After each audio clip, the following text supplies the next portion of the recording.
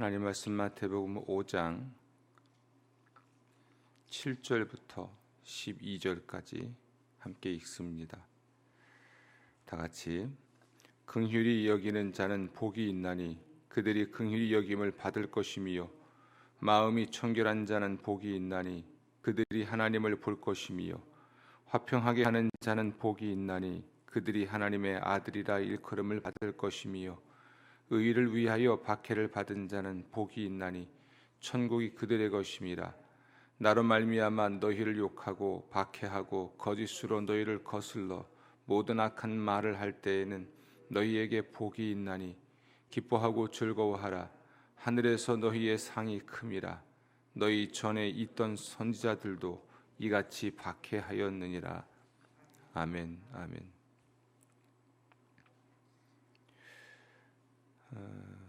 예수님의 산상수훈 두 번째 시간입니다. 심령이 가난한 자는 복이 있다 했습니다. 그들이 어찌 됩니까? 천국이 그들의 것임이요. 천국이 그들의 것이다. 이 말은 하나님이 천국을 그들에게 주신다는 것이지요. 그래서 이러한 사람이 복이 있다 할 때의 복은 행복하다인데요. 그런 사람이 행복하다는 것은 그렇게 심령이 가난한 사람이 행복을 느끼기 때문이 아니고 하나님이 복을 주시기 때문이다. 또 하나님이 그러한 사람을 복 있는 사람으로 보시기 때문인 거죠. 그러한 사람이 행복한 사람으로 보시기 때문인 것이지 우리가 주관적으로 느끼기 때문에 행복하다는 것은 아닙니다. 또 애통하는 자, 온유한 자, 의에 줄이고 목마른 자가 복이 있다라고 할 때에 이런 어떠한 사람이 복이 있다라고 하는 것은 하나님께서 그러한 삶을 우리가 살기를 원하시는 것이기 때문에 그러한 사람이 되는 것이 우리 그리스도인의 의무이고 책임이죠. 그렇게 그러한 인격을 형성하고 그런 삶의 방식으로 살아가게 되면 하나님께서는 그 사람에게 복을 주시고 그러므로 그 사람이 행복하다라는 것입니다. 어제 말씀드렸던 심령이 가난한 자, 애통하는 자, 온유한 자, 의에 줄이고 목마른 자는 하나님과의 관계에 대한 것이라면 오늘 드릴 이 네 가지의 성품에 대한 것은 다른 사람과의 관계에 대한 것으로 보면 큰 무리가 없을 듯합니다. 긍휼히 여기는 자는 복이 있나니 그들이 긍휼히 여김을 받을 것이며, 요한 웨슬리 목사님은 이 긍휼을 사랑으로 해석을 해서 고린도전서 13장에 나와 있는 사랑을 쭉 해설하면서 긍휼히 여기는 자를 설명하곤 합니다. 근데 틀리진 않는 듯해요. 하지만 보다 가까운 게 있다면 이 긍휼히 여긴다고 하는 것은 곤경에 처한 사람을 돌보는 것을 의미합니다. 이것은 죄의 결과, 죄 자체를 용서하는 문제는 하나님의 은혜에 관한 것이고, 긍휼히 여긴다는 것은 그 죄의 결과로 고통을 겪는 그 사람을 돌보아주는 차원을 이야기하죠. 예수님은 이 긍휼히 여겨야 될 곤경에 처한 사람이 누군지를 말씀하시지는 않았습니다. 그러나 우리 복음서를 쭉 보면 아마도 선한 사마리아인의 비유에 나오는 것처럼 고난당하는 또는 재난을 당하는 어려움을 당하는 그 사람을 실제로 도와주는, 줄이고 병들고 또 버림받은 사람을 돌보아 주는 그런 차원의 일이라고 할 수가 있겠죠. 하나님께서는 우리 사람을 본래부터 긍휼히 여기시죠. 불쌍히 여기시기 때문에 무엇을 불쌍히 여기시냐면 영적 파산 상태에 있고 자구책이 없는 그 현실을 불쌍히 여기십니다. 애통하는 자는 복이 있다 그랬죠. 자신의 영적 파산 상태를 알고 고백하는 것, 그 심령이 가난한 상태고 그것을 회개하는 사람 또는 그렇기 때문에 그것을 아파하고 고통스러워하는 사람을 우리는 애통하는 사람이라 했습니다. 이런 처지에 있는 우리 인간을 불쌍히 여기셔서 그들을 구원하기 위해, 우리 인류를 구원하기 위해 자기 아들을 제물로 바치시죠. 이것을 우리가 사랑이라고 해요. 하나님의 사랑이라고 합니다. 그런 측면에서 보면 요한 웨슬리 목사님이 말씀하신 대로 긍휼히 여기는 것을 사랑이라고도 할 수 있겠지만 보다 구체적으로는 실제적인 도움을 주는 차원이라고 말씀을 드린 거죠. 예수님께서는 예수님을 찾아온 사람들, 소경이나 또 나병 환자나 이런 사람들이 주여 우리를 불쌍히 여기소서 하고 기도하지요. 불쌍히 여겨 주십시오. 이 말은 우리의 병을 고쳐 주십시오. 우리를 이 곤경에서 구원해 주십시오라고 하는 요청인데요. 그럴 때마다 예수님이 불쌍히 여기시고 그들을 그 곤경에서 구원해 내십니다. 그들이 죄의 문제로 고통당하면 죄를 용서하시고요. 또 병의 문제로 고통당하면 병을 고쳐주시고, 심지어 광야에서 먹을 것이 없는 그들을 보면서 목자 없는 양 같음을 보고 불쌍히 여기셔서 그들에게 먹을 것을 공급하기도 하고, 이렇게 불쌍히 여기시는 것은 하나님의 본성에 속하고 또 예수님의 본성에 속하고, 그것이 어떤 것이든지 간에 고통을 당하는 사람을 긍휼히 여기고 그를 돌보아 주는 것이 하나님의 본성이라 할 수 있겠습니다. 하지만 세상은 퍽 그런 것 같지는 않습니다.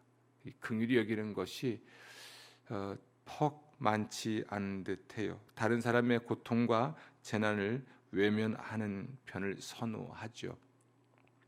코로나19 때문에 재난 당하는 사람들이 많죠. 고난 당하는 사람이 많아요.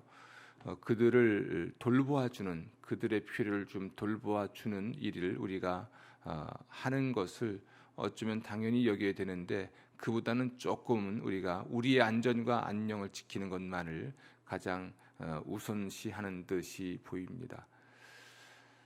우리가 목장에 제가 당부를 하기를, 코로나19로 우리도 어렵지만 더 어려운 미자립 교회를 돕기 위해서 조금씩의 후원을 좀 해서 선교를 해달라고 당부를 했어요. 이제 그 공지가 나가겠지만, 그래서 지방회비를 대신 내준다든지, 아니면 헌금이 워낙 줄었으니까 월세를 내준다든지, 각계각층에서 미자립 교회를 돕기 운동을 하고 있습니다. 우리 충북지방에서 저희 교회가 또 갖고 있는 몫이 있습니다. 그것은 선한 몫인데요. 이런 일이 있을 때 어려움을 나누어질 수 있다면 그것은 우리가 긍휼히 여기는 마음이 어느 때보다 필요한 것이 아닌가 싶습니다. 오늘 새벽에도 이 긍휼히 여기는 마음을 좀 달라고 기도하시고, 그들의 필요를 돌볼 수 있는 그러한 심령을 달라고 기도하시기를 부탁을 드리겠습니다. 이 긍휼히 여기는 사람은 긍휼히 여김을 받습니다. 이것은 하나님께서 긍휼히 여기신다는 이야기이기도 하고요. 또 긍휼을 베풀고 사는 사람은 본인이 곤란해질 때, 본인이 고난을 당할 때 또한 긍휼히 여김을 받을 수 있죠. 하지만 이것은 조건부 행동은 아니에요. 우리가 주의 기도에서도 우리가 우리에게 죄 지은 자를 용서하여 준 것 같이 우리 죄를 용서하여 주십시오라고 기도를 하라고 하셨는데요. 우리가 누군가의 죄를 용서하는 것이 내가 하나님의 용서를 받기 위한 조건이 아닌 겁니다. 죄 용서의 조건은 회개입니다. 그럼 이걸 어떻게 해석해야 되는가? 긍휼히 여기면 긍휼히 여김을 받는 것인데, 긍휼히 여기지 않으면 긍휼히 여김을 받지 못하는 것인가? 그런 조건부는 아니고요. 하나님의 긍휼히 여기심을 받은 사람이라면 그는 긍휼히 여기게 된다는 이야기입니다. 우리가 하나님의 용서를 받은 경험이 있다면, 또 그런 체험이 있고 확신이 있다면 누군가를 용서할 수 있게 되는 것과 같습니다. 그래서 우리가 난 절대로 용서하지 않겠다, 이런 말은 그리스도인이 하는 말이 아니에요. 그는 그리스도인이라 할 수가 없습니다. 또 나는 절대로 누군가를 돕지 않겠다, 이렇게 다짐하는 것도 그리스도인의 모습은 아닙니다.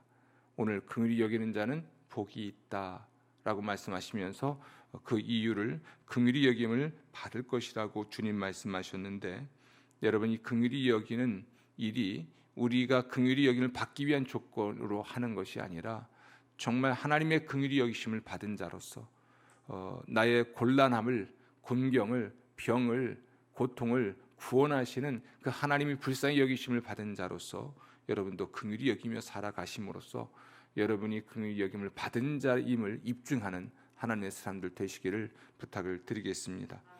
이렇게 본다면 이 긍휼히 여기는 사람은 온유한 사람이기도 합니다. 그리고 온유한 사람이 복이 있다 했을 때 이 온유함은 자기에 대한 참된 지식이 있을 때 가능하다 그랬습니다. 하나님 앞에 나가서 내가 영적으로 파산 상태에 있습니다. 하지만 나를 구원할 능력이 없습니다 하며 애통하는 이 사람은 이것은 가능해요. 이건 쉬운 일일 수도 있습니다. 그러나 누군가가 나에 대해서 너 죄인이야, 너 잘못된 사람이야, 너 문제가 있어 이렇게 말을 하면 화를 내잖아요. 그러나 온유한 사람은 자기에 대한 지식에 동의를 하고 그 참된 지식이니까 내가 하나님 앞에서 죄인이라고 고백했으면 다른 사람이 죄인이라고 하는 거 그거 받아들일 수 있어야 되잖아요. 그런 사람이 온유한 사람이거든요. 이렇게 본다면 긍휼히 여기는 사람은 한편으로는 온유한 사람이기도 합니다. 내가 하나님의 긍휼하심을 받은 자로서 하나님의 도움이 필요한 존재임을 정말 뼈속 깊이 이해한다면 다른 누군가를 도와주는 일에 대해서는 훨씬 더 너그러울 수 있는 거거든요. 여러분, 오늘 새벽에 그 첫 번째 깊이 묵상하실 것은 내가 내 안에 긍휼이 있는가 한번 생각해 보십시오. 만약 이 긍휼이 없다면, 또 부족하다고 느껴진다면 내가 하나님께 받은 긍휼은 무엇인지를 묵상하면서 내게 이 긍휼의 심령을 달라고 기도하는 여러분 되시기를 부탁을 드리겠습니다. 특히 긍휼히 여기는 것이 또 한 측면으로 작동하는 것이 복음 전도입니다. 복음 전도. 영적인 파산 상태에 있습니다. 그러나 스스로 구원할 능력은 없어요. 그들을 구원하기 위한 중요한 우리의 마음 상태, 우리의 성품은 긍휼입니다. 저렇게 영적인 파산 상태에 있고 그러므로 죽을 수밖에 없고 스스로 구원할 수 없는 존재, 혹은 저 사람이 죄를 짓고 저렇게 살아가고 있고 저렇게 못되게 살고 있는데 그걸 깨닫지 못하는 사람일 경우에 그걸 불쌍히 여기는 마음이 있을 때 우리가 그에게 복음을 전할 수 있습니다. 예수를 믿어야 되는데 하고 그를 예배당으로 데려올 수도 있고 찾아가 예수의 복음을 전할 수도 있는 것이죠. 진실을 말하고 진리를 말할 때도 이 긍휼히 여기는 마음이 절대적으로 필요합니다. 긍휼을 달라고 기도하십시오. 그러면 우리가 전도도 할 수 있고 사랑의 신방도 할 수 있고 권면도 할 수가 있습니다. 제가 저희 교회에서 많이 듣는 말 중에 하나가 참 차갑다라는 말을 많이 들어요. 또는 사랑이 없단 말도 참 많이 듣습니다. 제가 사랑이 없어요. 아마 그 이유 중에 하나가 신방을 그분들이 생각할 만큼 안 하기 때문인 듯합니다. 안 하는 신방은 없는 듯한데 필요한 신방은 다 하는 듯한데 아마 충분히 그러지 못한 것 같아요. 곤경에 처한 성도를 찾아가는 것, 이걸 우리 신방이라고 하죠. 찾아가서 권위, 죄 지은 사람도 찾아가고 어려움에 처한 사람도 찾아가서 권면하고 위로하는 것, 이것은 우리에게 긍휼의 은혜가, 긍휼의 심령이 있을 때 가능할 텐데 많이 부족해서 우리가 못하는 듯합니다. 서로의 돌봄을 위해서도 긍휼의 은혜를 구하는 여러분 되시기를 부탁을 드립니다. 8절 말씀, 마음이 청결한 자는 복이 있나니 그들이 하나님을 볼 것이며. 이 마음의 청결에 대해서 요한 웨슬레 목사님은 도덕적 청결 또는 성결을 이야기합니다. 하지만 그것을 포함하지만 이 전체적으로 문맥으로 봐서는 이 마음의 청결은 진실함으로 보여요. 대인 관계에 있어서 거짓이 없음을 의미하는 것 같습니다. 여러분, 예수님께서도 마음의 정결을 강조하시곤 했는데요. 이것은 하나님과의 관계나 다른 사람과의 관계에 있어서 거짓이 없는 상태, 마음에 뭐가 없어요? 거짓이 없는 상태. 그런 의미에서 마음이 청결한 거죠. 이 거짓이 없다라고 할 때 이것을 도덕적인 거룩함의 한 부분으로 볼 수도 있기 때문에 우리는 마음의 청결을 좀 더 넓게 보면 도덕적으로 마음이 깨끗한 것이겠고 또는 동기가 순수한 거겠죠. 그래서 우리 예수님께서는 너희가 간음하지 말라라는 말을 들었지만 또는 살인하지 말라라는 말을 들었지만 나는 너에게 이르노니 하고 이제 이어지는 우리가 6장에 나오는 말씀을 이야기할 때 하겠습니다만 그 이어지는 5장에 나와 이어지는 말씀들 이야기하겠지만 이런 내면의 도덕적인 깨끗함을 말하기도 하지만 우리 이 팔복에서는 그 중에서 특히 마음에 거짓이 없는 상태로 보입니다. 우리가 정말 마음에 거짓이 없다면 그 관계가 얼마나 아름다울까 싶어요. 그렇죠? 마음에 거짓이 없다면 하나님 앞에 나아가서도 우리가 위선을 떨 일이 없죠. 삶이 투명한 사람, 동기가 순수한 사람, 그런 사람과의 관계는 언제나 편안할 수밖에 없습니다. 우리는 상황에 따라 가면을 쓰고 말을 바꾸죠. 가끔 그런 걸 경험해요. 당신 왜 자꾸 말을 바꿉니까? 라는 말을 듣곤 하는데 그러나 돌아보면 말 바꾼 건 상대방이 아니고 나일 경우가 많죠. 내가 기억이 온전치 못하니까 상대방이 말을 바꾼 것처럼 보일 때도 있어요. 그러나도 이 말을 바꾸는 것보다 심각한 것은 그 마음의 동기의 순수함이에요. 누군가가 눈에 안 보이면 걱정이 돼야 되죠. 아유, 어디 잘못됐나, 아픈가 이래야 되는데 무슨 꿍꿍이가 있나 이러면 그 사람 인생 잘못 산 겁니다. 지난 우리 몇 달 동안 서로 못 봤잖아요. 아유, 잘들 지내시는가, 건강한가, 별일 없으신가. 그래서 안부 전화를 하고 이렇게 궁금해하는 것 한다면 아마 그 사람은 여러분이라면 여러분 잘 사신 겁니다. 그런데 꿍꿍이가 있나, 뭐 일쯤 되면 이건 그 사람 잘못 산 거죠. 늘 누군가한테 위선을 또는 가면을 쓰고 살았다는 이야기죠. 여러분 마음의 청결을 구하시기를 부탁을 드립니다.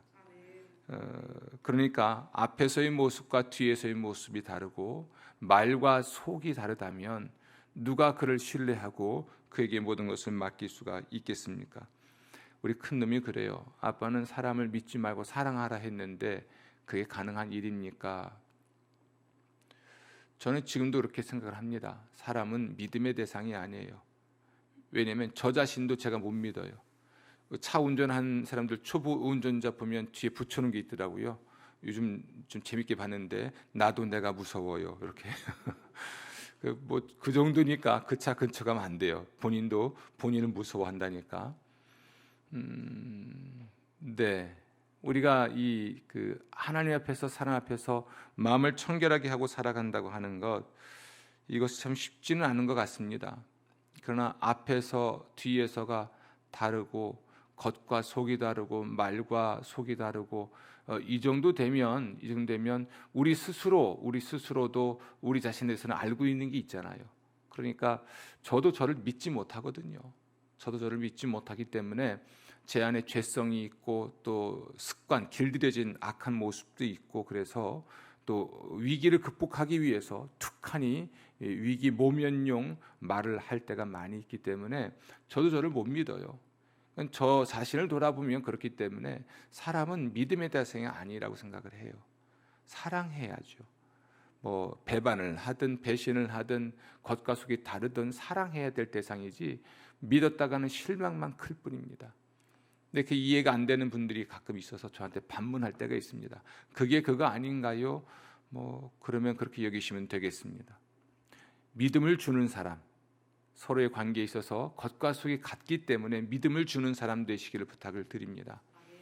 누군가에게는 무엇을 맡겨놓으면 안 봐도 그쵸 마음 편한 사람이 있고 맡겨놓고 불안해서 간섭을 해야 되는 사람이 있잖아요. 이런 사람은 되지 마시고 어디에서나 언제나 마음이 청결한 사람 되고 그러므로 신뢰를 얻을 수 있는 사람 되어서 주께 영광 돌리시기를 부탁을 드립니다. 이런 사람이 하나님을 보게 됩니다. 우리가 지금은 믿음의 눈으로 하나님을 보지만 하나님의 영광의 빛 가운데서는 어떤 거짓도 용납되지 않거든요. 그러므로 하나님을 본다라고 하는 것은 하나님과의 교제를 말합니다. 하나님을 보는 거잖아요. 마음이 청결한 사람, 그 사람이 하나님과의 교제를 통해서 그분을 더 알아갈 수 있습니다. 마음에 거짓이 쌓여 있으면 하나님을 대면하여 볼 수가 없어요. 사람과 관계도 그래요. 그렇죠?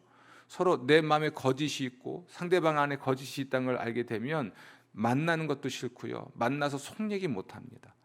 하나님을 본다는 것은 하나님께 속 얘기도 할 수 있고 하나님과의 사귐을 통해서 더 그분을 사랑할 수 있고 사랑받을 수 있게 되는 것을 말합니다. 예수님 다시 오실 때 혹은 영광의 빛 가운데 들어가면 우리 모든 거짓이 드러나는데요. 요한계시록에도 보면 계시록에도 보면 새 하늘과 새 땅에서 새 예루살렘에 들어가서 사는 사람은 들어갈 수 없는 사람은 거짓말하는 사람은 못 들어갑니다. 그래서 위선하지 않고 거짓이 없는 사람이 그 나라의 백성이 되는 건데요. 여러분 완전하고 진실한 사랑을 가지고 하나님을 만나는 또 그 깊은 교제를 통해서 더욱더 풍성해지고 온전해지는 여러분 되시기를 주의 이름으로 축원합니다. 7번째 덕목인데요. 화평하게 하는 자는 복이 있나니 그들이 하나님의 아들이라 일컬음을 받을 것이며. 아멘. 화평이란 말을 우리가 구태여 설명하지 않아도 될 듯합니다. 한편으로는 이것을 우리가 화목이라고 말을 하기도 합니다. 화목. 마음의 청결 다음에 화평하게 하는 것은 당연하지요. 여러분 충돌이 빈번한 곳에는 그 원인이 있습니다. 충돌, 마찰, 갈등, 분쟁의 원인은 뭘까요? 그 비밀스러운 음모 때문에 그렇습니다. 속에 뭔가를 숨기고 만나기 때문에 항상 거기는 분쟁, 다툼이 일어나죠. 그래서 마음이 청결함이 화평함에 있어서 참 중요하다 할 수 있습니다. 우리 모든 사람들은 갈등을 초래하는 사람이 되면 안 돼요. 흔히 트러블 메이커라고 하죠. 그 사람만 오면 싸움이 나요. 막 이렇게 만나서 허허 실실 웃을 수 있어요. 그런데 반드시 뭔가를 꾸미는 사람이 있습니다. 애들도 셋이 모이면 파가 나뉜다면서요. 그렇죠? 둘이 있을 땐 잘 놀다가도 한 명만 더 들어오면 괜히 2대 1이 돼서 파를 나눈답니다. 싸우는 것이죠. 이게 우리 인간의 모습인 것 같습니다. 인간의 모습. 하지만 우리 그리스도인들은 교회에서나 어디에서나 평화를 만드는 사람이 되어야 됩니다. 피스메이커가 돼야지 트러블 메이커가 되면 안 된다는 이야기죠. 우리는 이 화평을 위해서 부름을 받았고 또 화평을 적극적으로 구해야 합니다. 할 수만 있다면 모든 사람과 더불어 화목해야 하는 것이죠. 본래 이 화평은 하나님의 일이죠. 하나님은 원수된 우리와 화해하시고 화목하게 지내기 위해서 자기 아들을 제물로 바치셨습니다. 죄는 하나님과 우리 사이를 내고요. 하나님께서는요. 우리와 화해하여 화목하기 위하여 자기 아들을 제물로 바치신 분이십니다. 이 화목하게 되는 일 또는 화목하게 하는 일에는 이런 의미에서 가장 큰 대가를 치러야 합니다. 화목은 진정시키는 게 아니에요. 많은 사람들이 이 화목을 또는 화평을 진정시키는 것으로 여깁니다. 그냥 참고 지나가면 그냥 해결될 것 같으죠? 아니에요. 항상 내재되어 있습니다. 이게 해결되지 않으면 암덩어리 같은 거예요. 하나님께서는 이걸 아셨기 때문에 우리와 화해하여 우리와 화목하게 지내시고 그 화목한 관계를 통해서 우리에게 축복하기 원하시는 하나님은 자기 아들을 제물로 바쳐서 화해의 길을 여셨어요.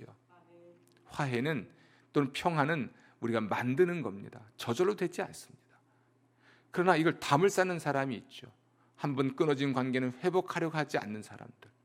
본인이 항상 옳고 영원히 옳다고 여기니까 그렇습니다. 그러나 정말 그렇다면 하나님과 사람 사이에서는 누가 옳습니까?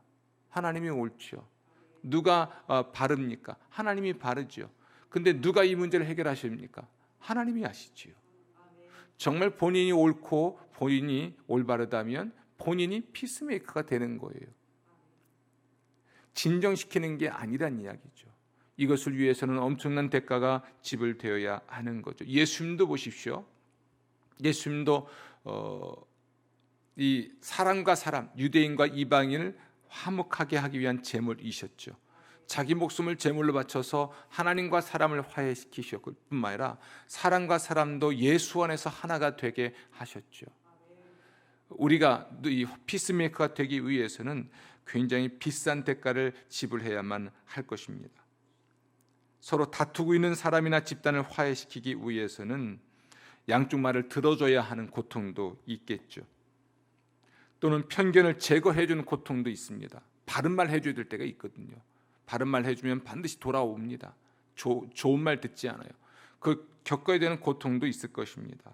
공감을 해준다든지 또는 상대방이 오해를 하거나 또는 배은망덕해지거나 또는 그 화해가 잘못될 수도 있다는 그 위험을 감수하지 않고는 어떤 피스, 어떤 평화도 만들 수가 없을 것입니다. 내 자신이 그런 다툼에 휘말릴 수도 있습니다. 그러면 상처 입은 영혼을 찾아가서 용서를 구하는 것도 고통이죠. 내가 상처를 줬음에도 불구하고 그 사람을 찾아가는 것, 그 사람에게 용서를 구하는 것 힘듭니다. 이거 안 됩니다. 어쩌면 내가 잘못한 것이 없다고 생각하기 때문이기도 하겠죠. 상처를 입었다면, 그래서 내가 용서를 해야 되는 위치에 있다면 그가 내게 사과를 할 때까지 용서하지 않는 것도 고통입니다.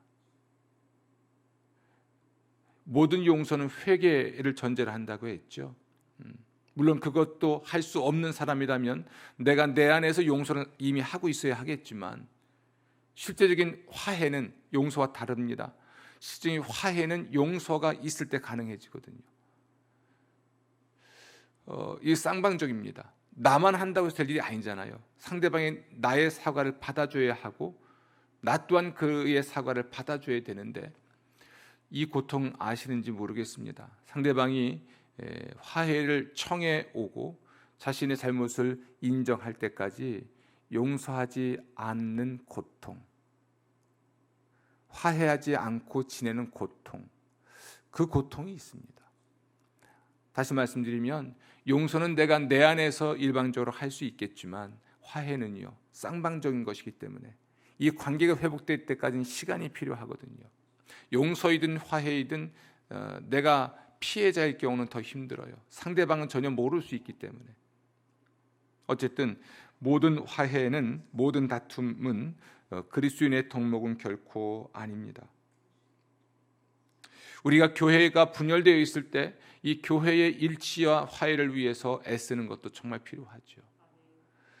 그 어느 때보다도 우리가 이 기도가 필요한 듯합니다.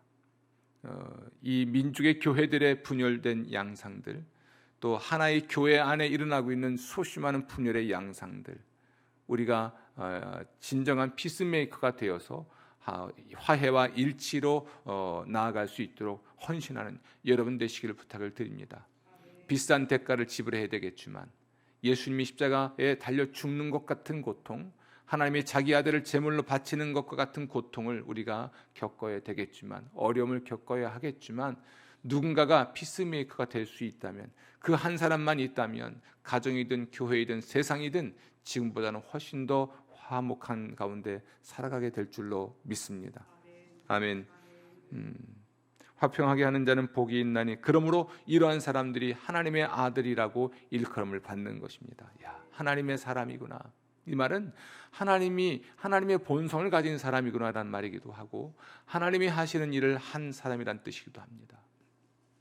세상 사람들이 우리를 하나님의 아들로 인정하게 되는 것은 그렇게 본다면 복음을 전하여서 그가 하나님과 화해하게 해주는 것이겠죠.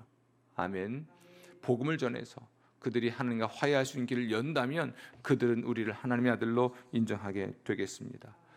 마지막으로 의를 위하여 박해를 받은 자가 복이 있다 주님 말씀하시죠. 지금까지 우리가 7가지의 덕목을 말씀드렸죠. 그렇게 사는 사람이 박해를 받지요. 이게 아이러니예요. 심령이 가난한 자, 애통하는 자, 온유한 자, 의에 줄이고 목마른 자, 오늘 긍휼히 여기는 자, 또 마음이 청결한 자, 화평하게 하는 자, 이렇게 사는 사람이 박해를 받는다는 게 아이러니예요. 세상의 기준을 볼 때도 말이 안 되는 성품이잖아요. 이런 성품은. 그렇죠? 하나님께서 이렇게 살면 모든 사람에게 인정받을 거야, 잘 될 거야, 이러면 얼마나 좋습니까?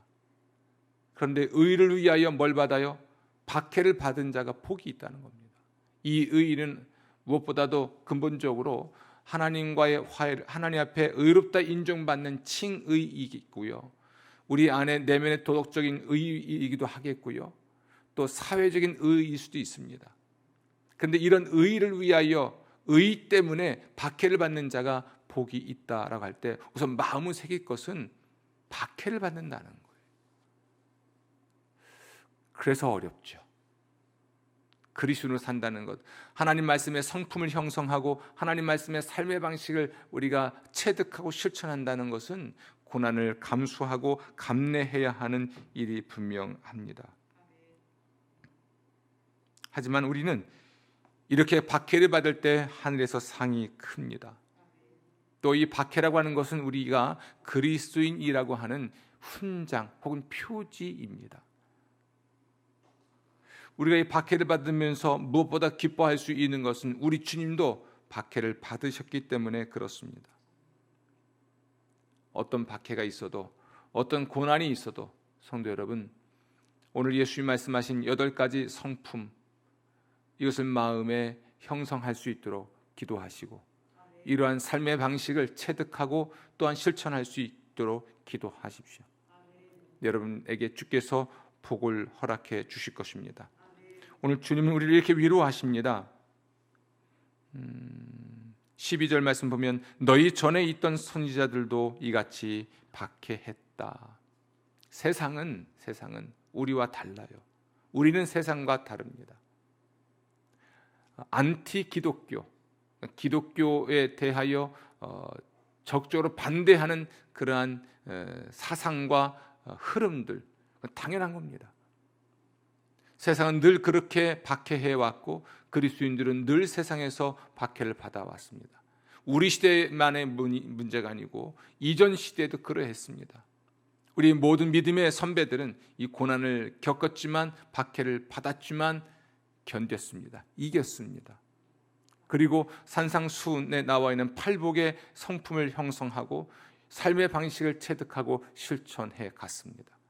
능동적으로 복음을 전했고 성도들을 돌보았고 교회의 일치에 힘썼고 하나님의 영광을 드러내기를 늘 애써왔습니다.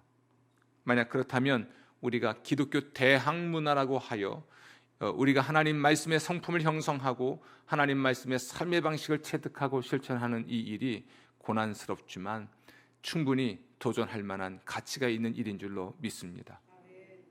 이러한 팔복의 인격이 형성되고 삶의 방식을 실천할 수 있도록 기도하고 돌아가시고 우리 교회에 이런 아름다운 성품 형성들이 이런 삶의 실천들이 구체화될 수 있도록 기도해 주시기를 부탁을 드리겠습니다. 기도하겠습니다.